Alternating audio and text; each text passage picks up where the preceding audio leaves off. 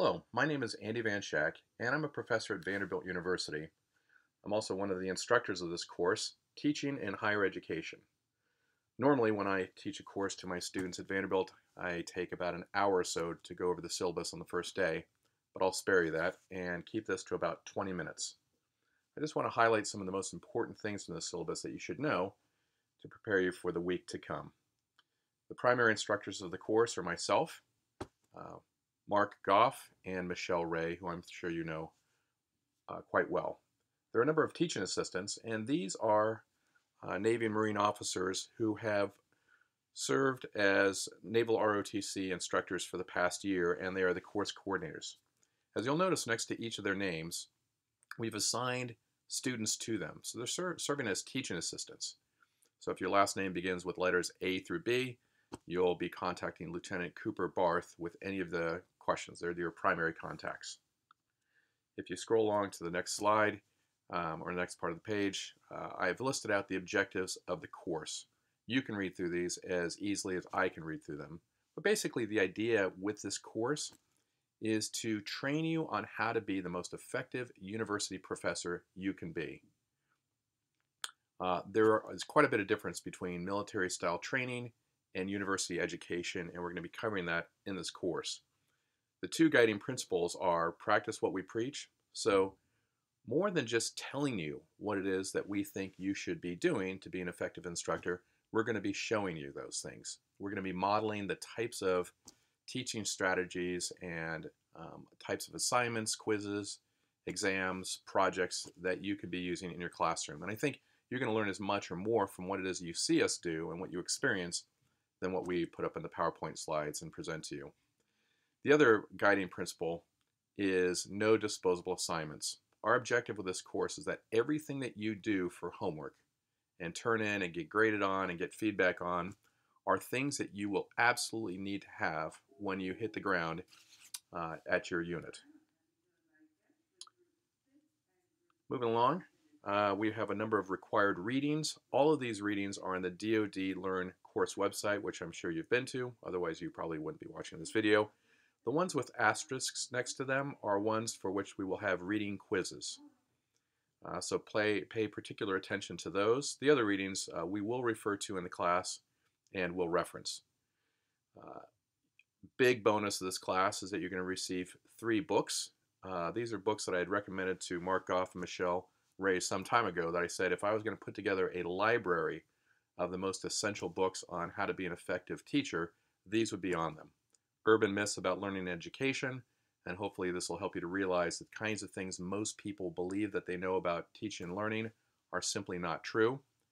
The next is on visible learning for teachers. This is a whole compendium. Think about it as an encyclopedia of research on effective educational practices. But those practices have been turned into specific techniques and are presented in a book called Teach Like a Champion. And from that book, which has 62 techniques, we've pulled 20 that I have used and I've seen other professors use in the classroom. And that's really going to be the emphasis of our instructional strategies. With respect to technology, you will need a laptop every single day in this class. So please bring it every single day, and please make sure that it's charged up every day. You can imagine with 105 people in the room, there's just not going to be enough outlets for everyone to plug into it. So please have it charged up overnight. Please bring it to the classroom. Do not use your laptop at any other time other than when you're specifically instructed to do so by the instructors. You'll need it for workshops, but other than that, you won't need it for note-taking because we're going to provide all the notes to you. So laptops closed until we say, please open them up and let's work on the exercise. On page 3 of the syllabus, there are a number of assignments for this course. I know it seems like a lot of work for a week-long training, but this really is a graduate level course on teaching in higher education.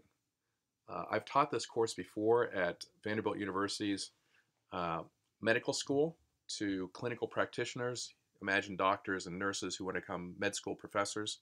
So I've taught versions of this course before, and typically we have an entire semester to go over this content. We're condensing this down into 7 days, but we're not compromising on the quality of the material or the exercises, essentially the amount of homework. So you'll be developing or producing all of these assignments that are listed here. Only 2 are going to be turned in as hard copies, so you should find those in your binder, the syllabus worksheet, and what's called this micro-teaching proposal. Those are going to be filled out by hand and turned in. The rest will be submitted electronically into the assignments folder of the DoD Learn website. Please make sure that you do all of your work independently outside of workshops. So if we're doing a workshop and you're sitting next to somebody and you want to talk about your micro-teaching proposal, absolutely work with them, open notes, open text, we're there to help you. But if there's a homework assignment like the plagiarism certification or the PowerPoint template or developing your syllabus, we expect you to do that work on your own. Now you can certainly talk to your instructors and ask for advice. You could talk with people about it, but please don't sit next to each other and do it. Consider it to be like a take-home exam. That's how we're going to provide you the highest quality feedback possible. Also important is you may not submit to this class any assignment in whole or part that you've produced for any other purpose or any other work project. If there's something that you'd like to leverage from work that you've done previously for this course, simply speak with one of the teaching assistants or with one of us instructors and tell us what you'd like to do, and we'll help you to bring that material in appropriately. But you can't just simply take something you've done before, change the title, and turn it into this class. This is my policy for all the classes that I teach. Please do recognize that all assignments are to be submitted before 07:30 on the day that they're due. If they're 1 minute late, then they are late, essentially 1 day. So please turn in your assignments to the front of the classroom. There will be a nice little spot for you to turn them in on time. Late penalty is 1 letter grade per day an assignment is late. Down mid-range or midway through the page on page 3 are a description of the assignments. You can read through these, but you'll be filling out a syllabus worksheet, which is essentially the frequently asked questions I get from students about the syllabus. This helps to encourage students to read through the syllabus carefully and pay particular attention to those policies that cause the most confusion and the greatest grief and anxiety. I recommend that you do something like this with your classes. You will be developing a PowerPoint template. You'll be trained on how to do this so that when you hit the ground at the NROTC unit, you'll have a great master set of slides that you can produce future PowerPoint decks from. You'll be developing a proposal for your micro-teaching. Moving on, you'll be filling out a plagiarism or getting trained on what plagiarism is.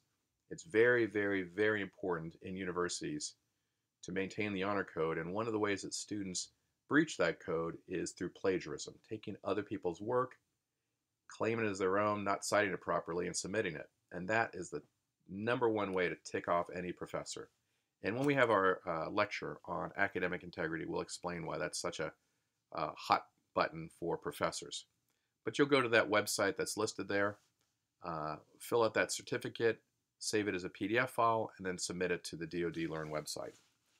Another assignment is syllabus policies. There's a whole list of questions that you need to answer by going off and doing some research about your university and giving some thought to how you're going to deal with extra credit, how you're going to deal with students requesting regrades for assignments, how you're going to deal with students asking for changes to dates for exams or missed quizzes. Lots of policies that you need to have in your syllabus, and so this homework assignment will prompt you to answer those questions. And so then when you create your final syllabus, listed as number 6 here, all of those questions will be answered, and you can produce a clear and comprehensive syllabus with all of your policies aligned with formal policies that the university is going to require of you. A big part of this class is going to be micro-teaching, opportunities for you to teach and be observed by your peers. Your peers will be providing you with feedback. That feedback is going to be highly structured and very focused so that you can take specific steps to improve the quality of your instruction. Individuals who will be observing you, your peers, are going to be trained on how to observe you, and they will be graded on the quality of the observations, the accuracy, and the quality of the feedback that they provide to you. So one of the objectives of this course is to give you opportunities to teach and practice these instructional strategies that we'll be teaching you. Practice those in 30-minute lessons 3 times. Twice, think about those as practice, and a 3rd time for a grade. Each of those will be observed by 5 other individuals who will provide you with specific actionable feedback and then you can shape up your teaching. So we want to teach you how to be an effective instructor. We want to give you opportunities to practice with feedback.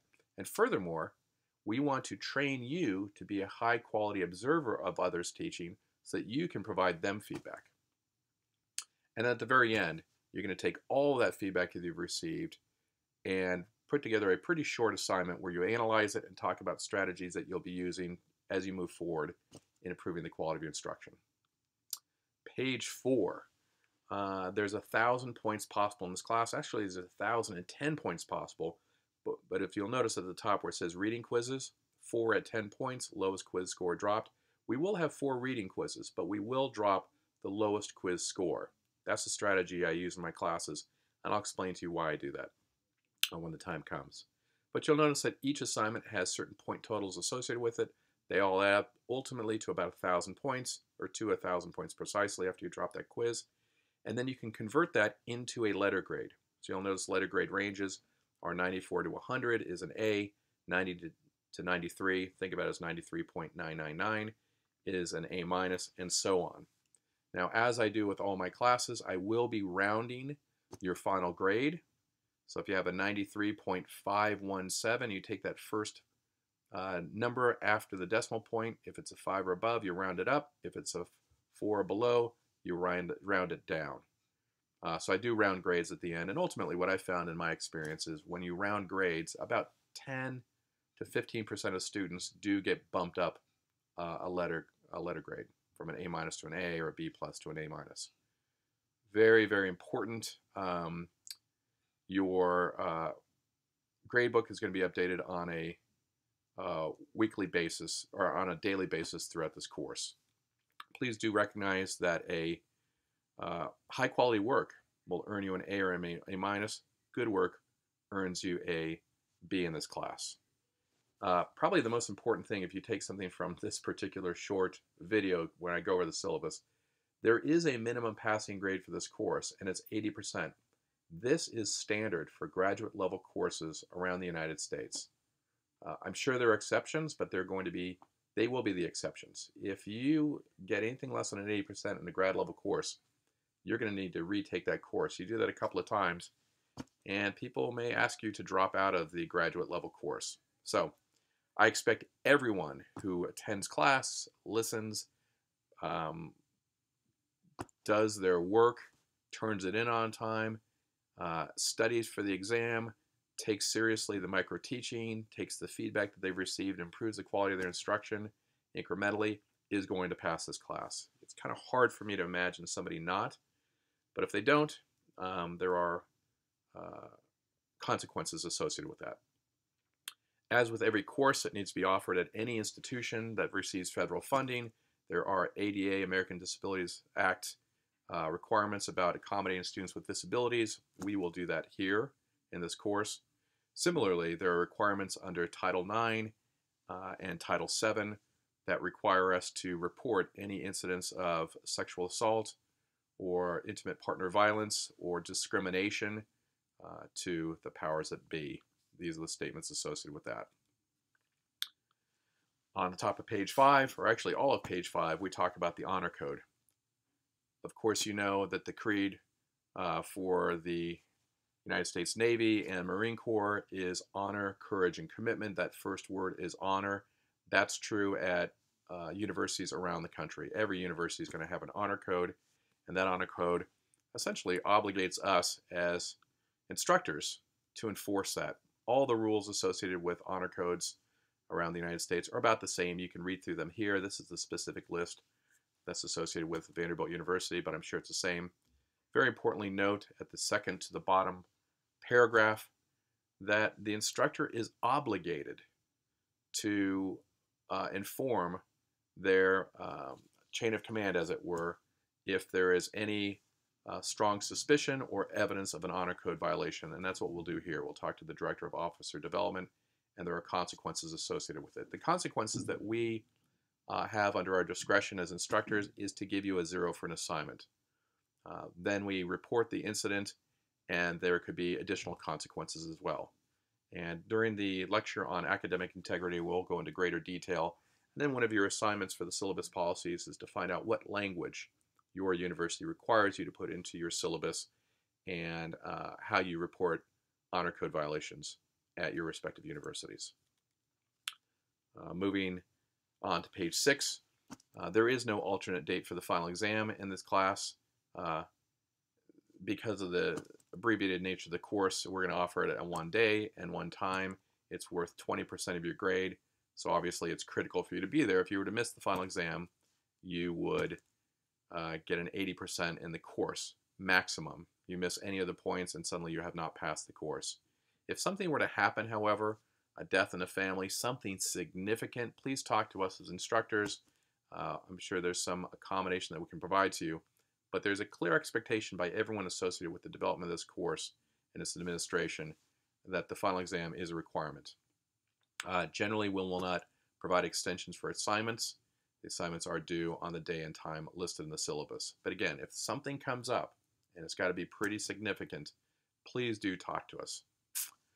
The policy that I have as a professor at Vanderbilt, and this is based on 15 years of teaching, think of it as 30 semesters worth of probably 200 students per semester, 300 students per semester.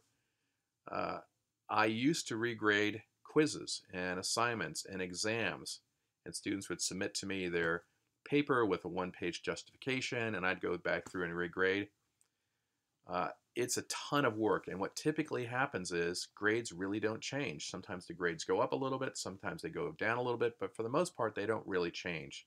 So I've created a new policy over the last several years and implemented it where there is no regrading of an assignment or an exam unless there's been some clear egregious error on the part of the grader. They just simply added up the points wrong, or they skipped a page, maybe 2 pages stuck together on an exam. And frankly speaking, I've never had complaints from students from this, either through formal course evaluations that go to the university or even on Rate My Professors. You guys are going to probably get rated by your professors on that website. You can take a look at that, ratemyprofessors.com. It's sort of an... Anyway, that's a whole nother story. But if there is some sort of a mistake, you do have 24 hours from when the quiz, the assignment, or the exam was returned to the class to request that regrade. If we made a mistake, of course we'll change it. Your policy could be different for your class. You could say, hey, Dr. Van Schack, I think that's a little bit rough on students. I think you should regrade an essay if a student wants to argue a point. That's your prerogative, and I'm not saying you have to do it one way or another. I'm telling you what my policy is. And again, when we go over the syllabus and the components of the syllabus, you'll be making choices for what you would like to do in your class. And I'll be sharing my experiences with me, as well as the other instructors, about what has worked for them and what hasn't. Moving on to page 7, professional dispositions. You guys are all professionals, no doubt about it. You're officers in the United States Navy and the Marine Corps. You know the way to behave. This is something that I do for my undergraduate students because I think it's my responsibility not just to help them develop knowledge and skills, but really their professional dispositions. In this, you might want to read through it though. Think about having similar types of policies in your course, but things that you should recognize is that, again, under attention, you may not use a computer in class unless you're specifically directed to do so by your instructors, and that's true of any other electronic device. We do expect you to be punctual to class. We expect you to be actively participating. Moving down, don't make excuses and ask for special accommodations unless required. Be resourceful. Check your syllabus before you ask questions of your TAs. Communication, we'll get over that. And of course, go over that honesty and integrity. And then moving to the last page. This is the schedule. So if there's any one thing that you should put at the front of your binder and highlight and make notes on, this is what we will be doing and when we will be doing it by. You're watching the course intro video now. Before the first day of class, which is tomorrow, you should have read the Schmidt and Bjork article, have answered the online quizzes. Those are the notes that are available to you, or those instructions are available to you on the DoD Learn website. There will be a quiz on the Mayor reading at 10:30. Similarly, please read the Rosenshine article for Friday. Please submit Friday morning at 07:30 the syllabus worksheet, and so on. So what you see here is the time the lecture that's associated with it, anything that should be done by that time, whether it be a quiz or an assignment. And then you'll see down near the bottom, we're going to be busy all throughout the week. And finally, we have the final exam. We'll be grading the exams together. We'll be consolidating the grade books. There will be a debrief, an exit survey, and then finally, there'll be a panel, and then closing comments and graduation at 3 o'clock on Friday. This syllabus, like all syllabi, is subject to change. If we make any changes to it, we will make announcements in class. We'll post it on the DoD Learn website. You'll know about it. I apologize for going through this as quickly as I have. Please do read through it more carefully, fill out that syllabus worksheet, and I look forward to seeing you Monday morning for my first lecture with you. Thanks.